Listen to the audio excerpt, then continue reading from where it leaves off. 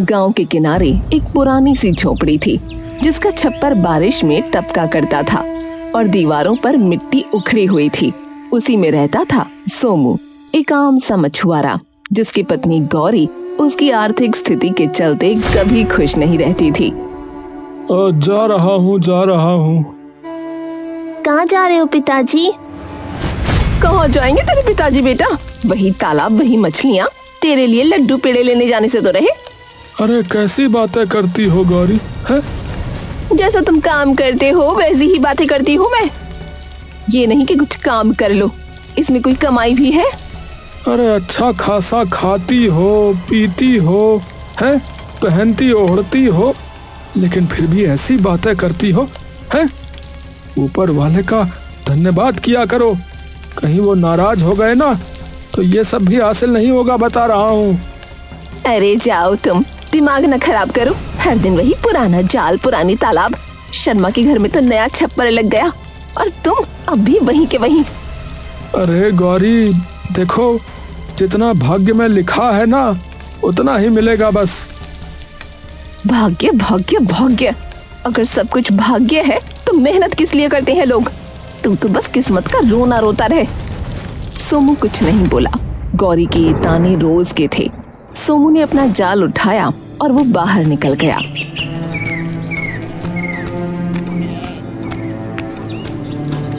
अरे चल रे जाल, आज कुछ ज्यादा मछलियां पकड़ ले तो गौरी का मूड भी ठीक हो जाए। गांव में 2 तालाब थे, एक में भीड़ रहती थी और दूसरे में मछलियां कम थीं, इसलिए वहां कम लोग जाते थे। पर सोमू को वही पसंद था क्योंकि वहां शांति थी। उस दिन भी सोमू उसी वीरान तालाब पर पहुंचा।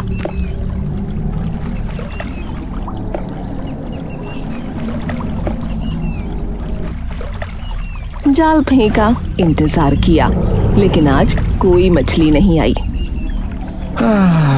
अरे भैया, आज तो एक भी मछली नहीं फंसी, ऐसा कैसे हो सकता है? उसने फिर कोशिश की, फिर दूसरी बार, तीसरी बार, पर हर बार खाली जाल। वो थक कर बैठ गया। भगवान, लगता है अब भगवान भी हमसे नाराज हो गए हैं। उस दिन वो खाली हाथ लौटा।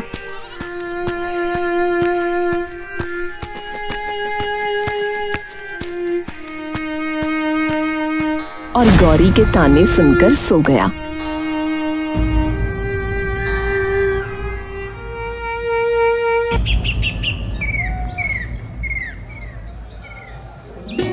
अगले दिन उसने तय किया कि अब वो भी उसी तालाब पर जाएगा जहां सब जाते हैं। उसने उम्मीद के साथ जाल कंधे पर डाला और भीड़ वाले तालाब की तरफ निकल पड़ा।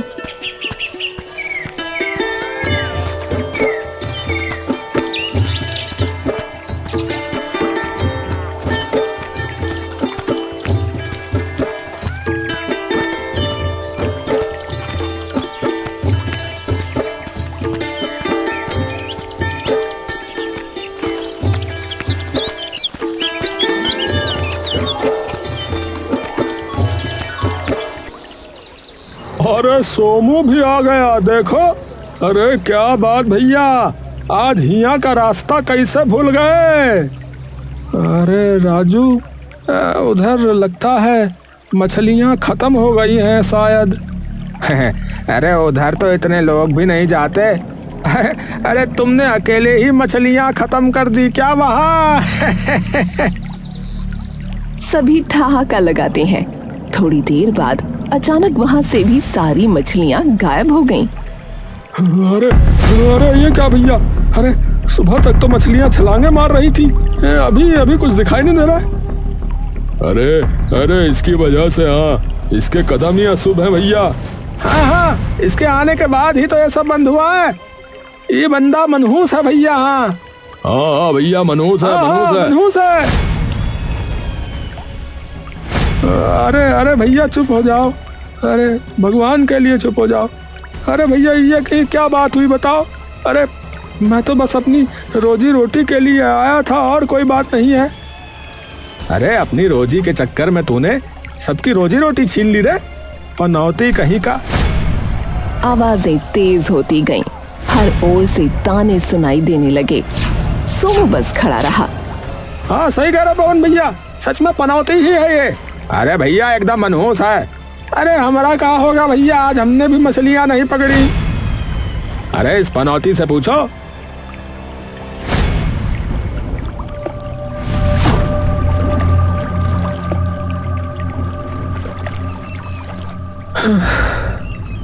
शायद ये लोग सही ही कह रहे हैं। लगता है मैं सच में पनौती ही हूँ। जहाँ जाता हूँ वहाँ ऐसा ही बेड़ा गर्क हो जाता है। शाम हो गई। किसी को कुछ हासिल ना हुआ। सोमू भी बेचारा खाली हाथ लौटा और गौरी शुरू हो गई। फिर कुछ नहीं मिला? हर दिन वही खाली डोल लेकर लौट आता है तू। अब बस, मैं अब और नहीं रह सकती इस संघाली में। अरे गौरी, अरे जरा सब्र रख, कल से सब ठीक कर दूंगा। कल? तेरे कल ने तो हमारी जिंदगी ही खा ली। मेरा बच्चा भूखा सोता है हर रात और तू बस किस्मत के भरोसे बैठा रहता है। गौरी के शब्द जैसे तीर बनकर सोमू के दिल में उतर रहे थे। उसने हाथ जोड़ लिए। अरे अरे रुक जा गौरी, हाथ जोड़ता हूँ, रुक जा। अरे एक मौका और दे दे। अरे मैं कुछ करके दिखाऊंगा, तू एक मौका और दे दे बस। अब तेरी वादों पर भरोसा नहीं। मैं अपने बच्चे को लेकर मायके जा रही हूँ। गौरी ने अपनी पोटली बांधी और बिना पीछे देखे चली गई।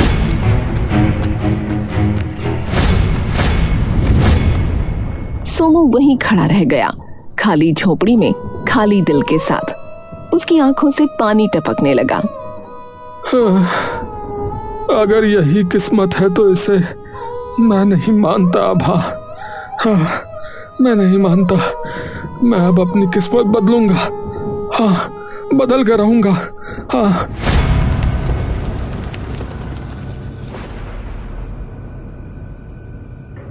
उस रात न उसने खाया न वो सोया। सुबह उठकर फिर तालाब पहुंचा।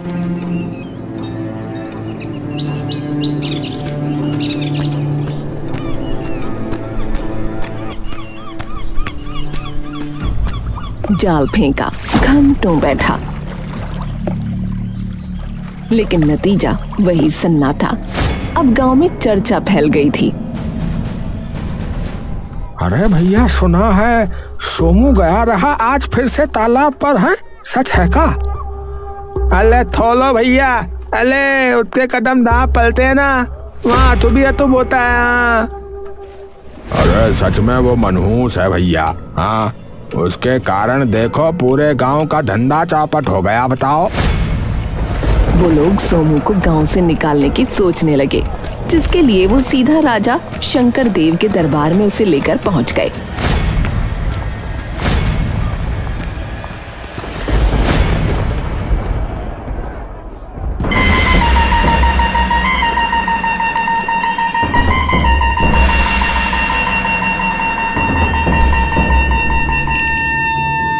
महाराज, गांव वाले कह रहे हैं कि ये मछुआरा सोमू मनहूस व्यक्ति है। इसके रहते सबका दुर्भाग्य बढ़ता जा रहा है महाराज। मनहूस? क्या सच में? तभी एक सैनिक हांफता हुआ भीतर आया। महाराज, महाराज, महाराज की जय हो। महाराज, पड़ोसी राज्य के राजा जिनसे आपने पिछले सप्ताह ही संधि की थी, वो अब क्रोधित हो गए हैं, नाराज हो गए महाराज। उन्होंने युद्ध की तैयारी प्रारंभ कर दी है। राजा का चेहरा बदल गया। उनकी आंखों में गुस्से की लपटें थीं। क्या कहा? अभी तो समझाता हुआ था। जी, पर अब जाने क्या हो गया उनको। ये सब इस मनहूस मछुआरे की वजह से है। इसे अभी महल से निकाल दो। इसके कदमों का साया भी इस राज्य पर ना पड़े। ये हमारा आदेश है।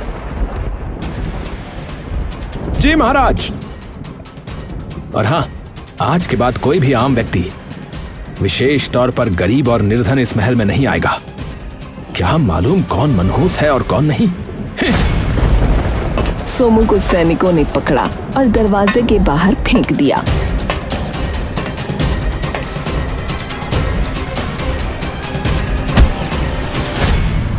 वो गिरा, फिर भी कुछ न बोला। अरे अब जाऊं तो कहाँ जाऊं? अरे अब तक हम जब चाहते थे तब राजा के पास चले जाते थे। इस मनहूस की वजह से तो जो है अब हमारा राज दरबार का दरवाजा भी बंद हो गया भैया। अब राजा किसी से बात नहीं करेगा, कह दिया है उसने। अरे वैसे तुझे कुछ अजीब नहीं लगा? महाराज ऐसे तो नहीं थे। अरे भैया, यहाँ खाने के लाले पड़े हैं और तुझे जो है महाराज की पड़ी हुई है। अरे महाराज चलो अब यहाँ से। उधर सोमू भूखा प्यासा बिना दिशा के चलता रहा।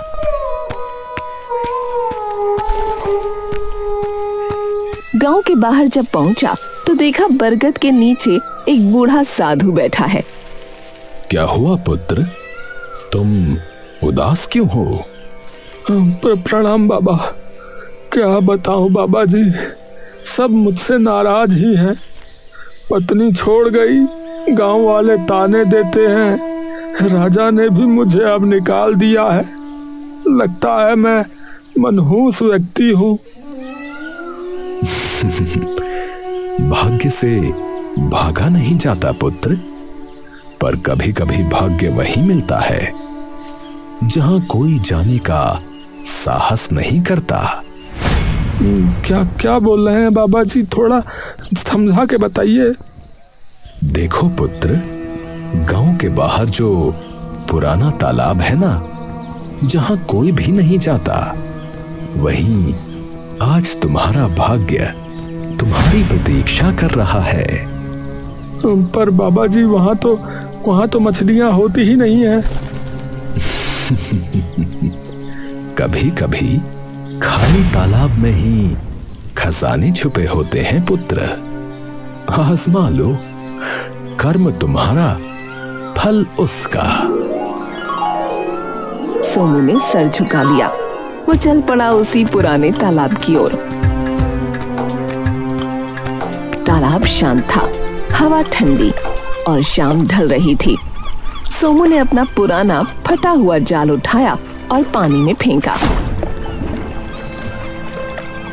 अरे भैया चलो देख ही लेते हैं, वैसे भी अब खोने को बचा ही क्या है। थोड़ी देर बाद जब उसने जाल खींचा तो कुछ छोटी मछलियां मिलीं। उसके चेहरे पर कई दिनों के बाद मुस्कान आई। अरे वाह, अरे शायद बाबा जी बिल्कुल सत्य कह रहे थे। दिल में थोड़ी उम्मीद जगी। उसने दोबारा जाल फेंका।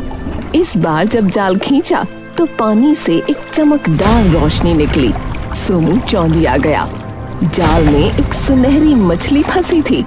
वो ऐसे चमक रही थी मानो सूरज की किरणों को निगल लिया हो। अरे भगवान, अरे ये कैसी मछली है? अरे ये तो इतनी सुंदर और इतनी चमकदार है कि क्या ही बताऊं। वो झुककर मछली को हाथों में उठा लेता है।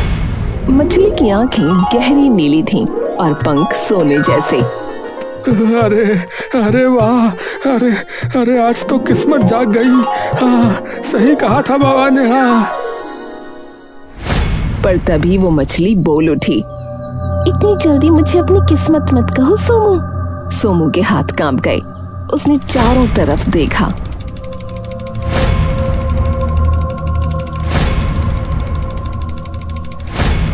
पर कोई नहीं था। मैं ही बोल रही हूँ, डर मत, तेरा समय अब बदलने वाला है। सोमू की धड़कनें तेज हो गईं। वो अब भी विश्वास नहीं कर पा रहा था कि मछली बोल रही है।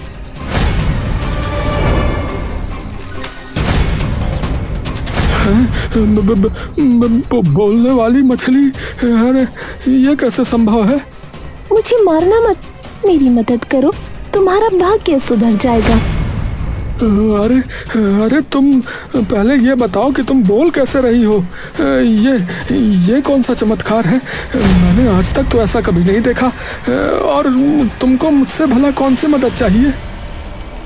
तुम बस मेरी बात मानो, आगे सब ठीक होगा। लेकिन कुछ नहीं सोमू, मुझे वापस तालाब में छोड़ दो और जंगल में जाओ। वहाँ एक कुटिया है, उसके बाहर एक मूर्ति खड़ी है, हाथ में तलवार लिए। उस मूर्ति की तलवार को इस तालाब के पानी में धोकर वापस उसी मूर्ति को छूना, बस सब ठीक हो जाएगा। लेकिन ऐसा क्यों? ये सब किस लिए? समय आने पर सब जान जाओगे। अब जाओ ना, देर मत करो। सोमू के मन में तूफान था, शक भी, उम्मीद भी। पर जब उसने मछली की नीली आंखों में देखा तो उसमें एक सच्चाई की चमक थी। ठीक है, जैसा जैसा तुम कहती हो मैं वैसा ही करूंगा।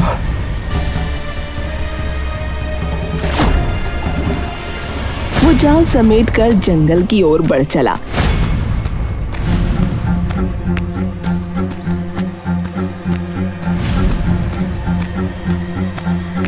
पेड़ों की परछाइयां जमीन पर रेंग रही थीं।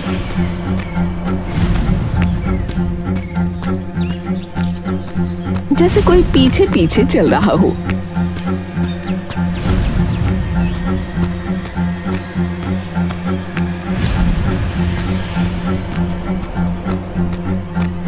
काफी देर भटकने के बाद उसने देखा सामने एक टूटी फूटी कुटिया थी। कुटिया के बाहर सचमुच एक पत्थर की मूर्ति खड़ी थी और तलवार उसकी मुट्ठी की ढीली पकड़ में थी। यही होगी वो जगह। उसने कांपते हाथों से मूर्ति की तलवार उठाई। तलवार ठंडी थी, जैसे बर्फ की बनी हो। वो तालाब की तरफ गया।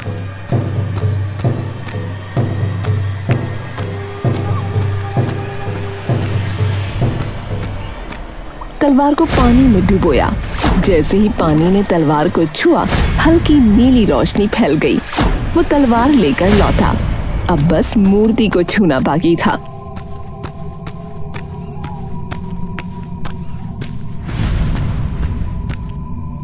जय बजरंग बली, अब जो होगा देखा जाएगा। वो तलवार लेकर मूर्ति की ओर बढ़ा ही था कि तभी कुटिया के भीतर से एक गहरी आवाज गूंजी। कौन है? अंदर आओ, मेरी सहायता करो। सोमू ठिठक गया। उसका दिल जोरों से धड़क रहा था, पर उसने साहस जुटाया और दरवाजा धकेलकर भीतर चला गया।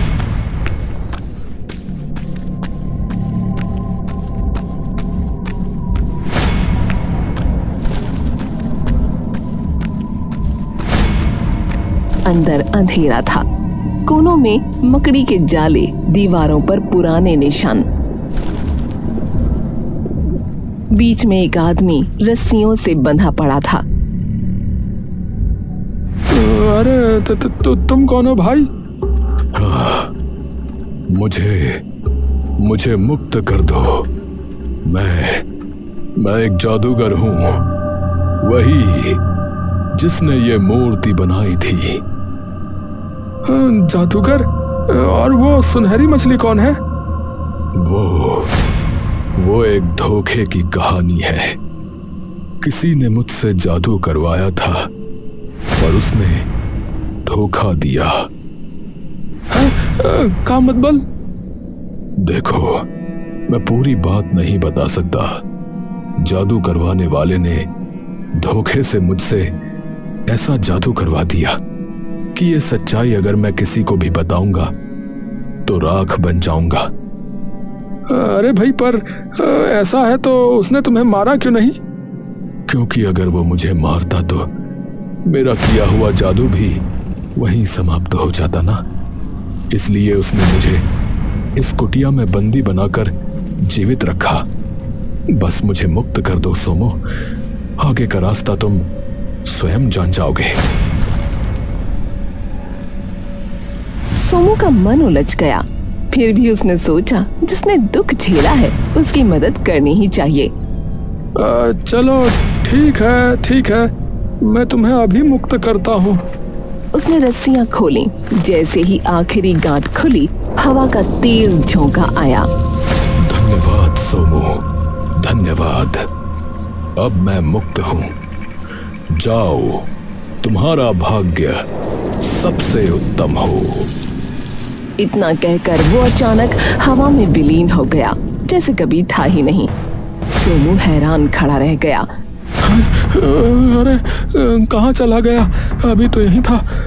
हे प्रभु, ये क्या हो रहा है? मुझे तो पता भी नहीं है कि अब करना क्या है मुझे। उसी क्षण उसे मछली की बात याद आई। तलवार को मूर्ति से छूना। उसने तलवार उठाई और मूर्ति के पास गया।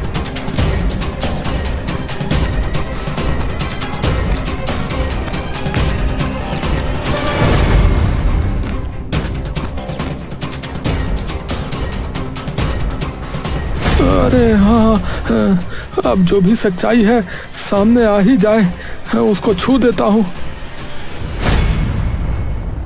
उसने तलवार से मूर्ति को छुआ। क्षण भर के लिए सन्नाटा छा गया। फिर जमीन कांपी, मूर्ति में दरारें पड़ने लगीं और अंदर से एक तेज रोशनी फूटी। सोमू ने आंखें ढक लीं। जब रोशनी थमी तो मूर्ति की जगह पर एक इंसान खड़ा था।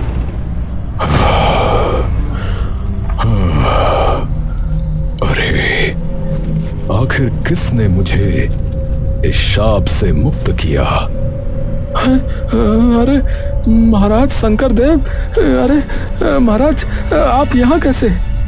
हाँ, मैं ही हूँ। मुझे किसी ने छल से इस रूप में कैद कर दिया था। अरे मतबल जो महल में है वो असली राजा नहीं है? नहीं सोमू, वो एक बहरूपिया है जिसने मुझे छल से मूर्ति बनाया। परंतु तुमने मुझे मुक्त किया है, इसलिए अब सच का पर्दा उठेगा। चलो, मेरे साथ चलो। अब महल लौटने का समय आ गया है।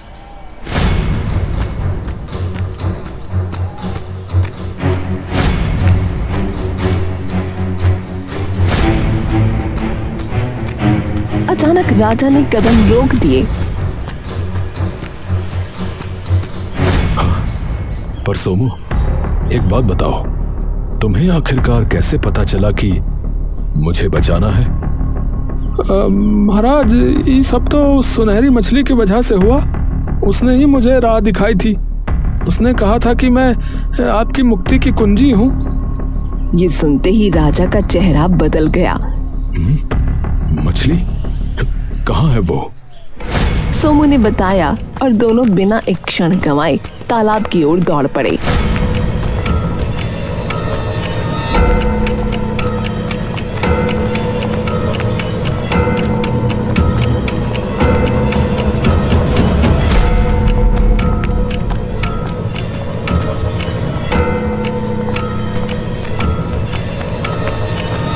दोनों पहुंचे तो देखा वही सुनहरी मछली किनारे तैर रही थी, जैसे किसी का इंतजार कर रही हो। अरे, इतने समय से तुम यहीं थी? हाँ महाराज।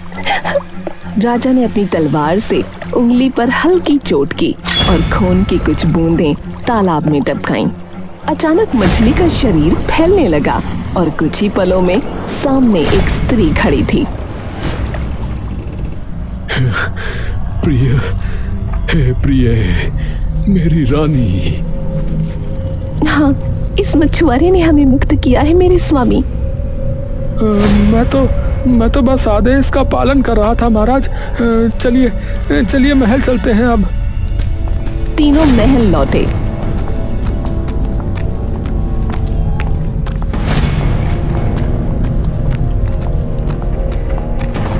जैसे ही वो अंदर पहुंचे, सबके कदम रुक गए। अरे, ये कौन है बहरूपिया? इसे अंदर किसने आने दिया? बहरूपिया तो तू है रे। मैं हूं असली राजा, शंकर देव। दरबार में सन्नाटा छा गया। दरबारी एक दूसरे का चेहरा देखने लगे। अरे भैया दो राजा, असली कौन है और नकली कौन? सच छुपाया जा सकता है पर हमेशा के लिए नहीं। यही असली शंकर देव है और सबूत है ये मछुआरा जिसने हमें मुक्ति दिलाई। और तेरी रानी कहाँ है बता जरा। बकवास न कर औरत, वो अपने मायके गई है। ये सब मेरा राज्य छीनने का षड्यंत्र है। सच का पता अभी चल जाएगा। उसने अपने बर्तन में भरा हुआ तालाब का पानी उठाया और एक झटके में उस राजा के चेहरे पर फेंक दिया। अचानक सिंहासन पर बैठे राजा का चेहरा पिघलने लगा। वो चिल्लाया पर उसका रूप बदल गया और नीचे से निकला एक नया चेहरा।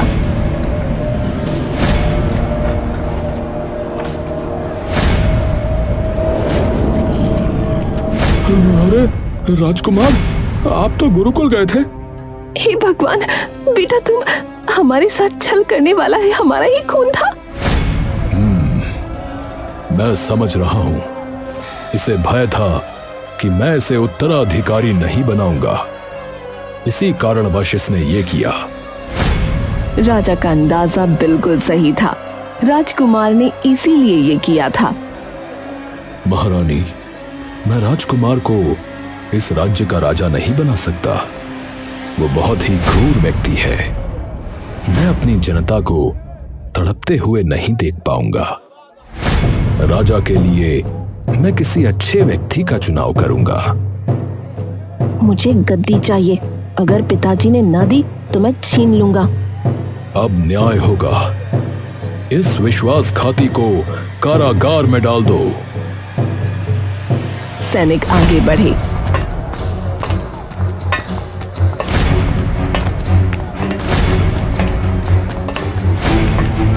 राजकुमार को घसीटते हुए ले गए।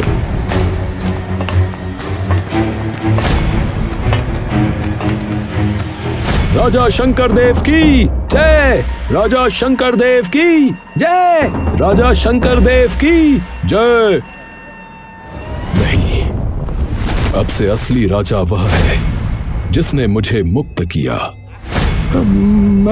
अरे महाराज, मैं तो बस एक गरीब मछुआरा हूँ और कुछ नहीं। तुम्हारी सच्चाई और साहस ने वो कर दिखाया जो सेनाएं नहीं कर सकी। तुम्हारे भाग्य ने तुम्हें यहां तक पहुंचाया है सोमू। अब इसे अस्वीकार मत करना। पर मेरा भाग्य तो ऐसा है महाराज कि जिस तालाब पे मैं पहुंचा वहां मछलियां ही गायब हो गईं। वो आपका भाग्य नहीं, हमारे नकली राजा की करतूत थी। उन्होंने एक ऐसी औषधि डलवाई थी ताकि तालाब सूख जाए और वो उसे अपने काम में ला सके। क्या? अब तो मान गए ना सोमू अपने भाग्य को। आज से तुम इस राज्य के रखवाले हो, क्योंकि सच्चा राजा वही है जिसके हृदय में दया और सत्य बसता हो। उसी पल दूर गांव में बैठी गौरी तक ये खबर पहुंची।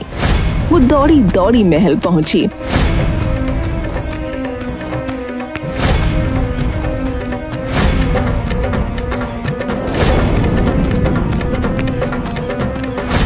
सोमू, मुझे माफ कर दो। मैंने तेरे भाग्य पर शक किया। भाग्य से भागा नहीं जाता गौरी, बस उसे पहचानने की देरी होती है। गांव के वही लोग जो कभी उसे मनहूस कहते थे अब उसकी जयकार कर रहे थे।